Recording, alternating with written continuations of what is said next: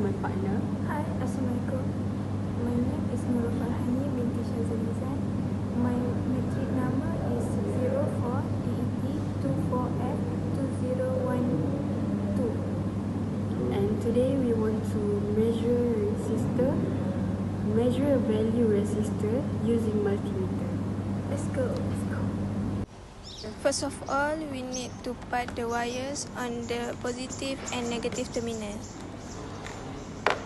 Next, we need to put the range we want to use and make the calibration.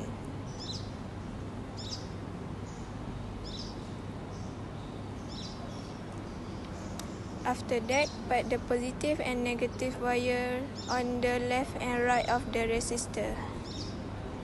As you can see, the resistor value found is 4.5 ohm. After we get the result, we need to multiply by the range used, which is 1 k ohm, and we will get the actual resistor value, which is 4.5 k ohm.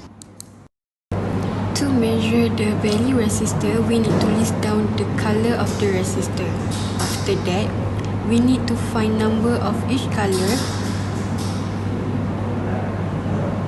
As you can see, the first color on the resistor is yellow, and we need to take the value on band 1 as in table 1.1, which is 4, and the same as the second, third and fourth color, we need to find the value on the band 2, 3 and 4. We need to write the color on the resistor such as yellow, purple, red and gold.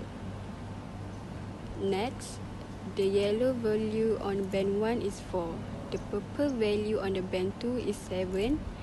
The red value on band 3 is 10 times the cube, and the last color is gold, which is the value on band 4 is positive and negative 5%.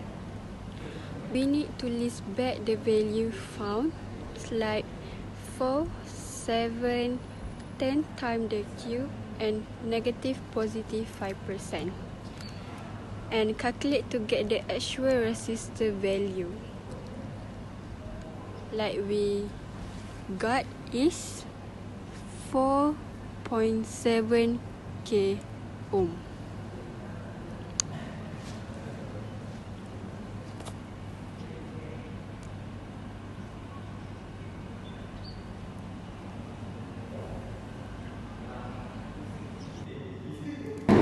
The precaution for handling the meter safely during measurement. First of all, carefully check circuit connection before applying power to meter.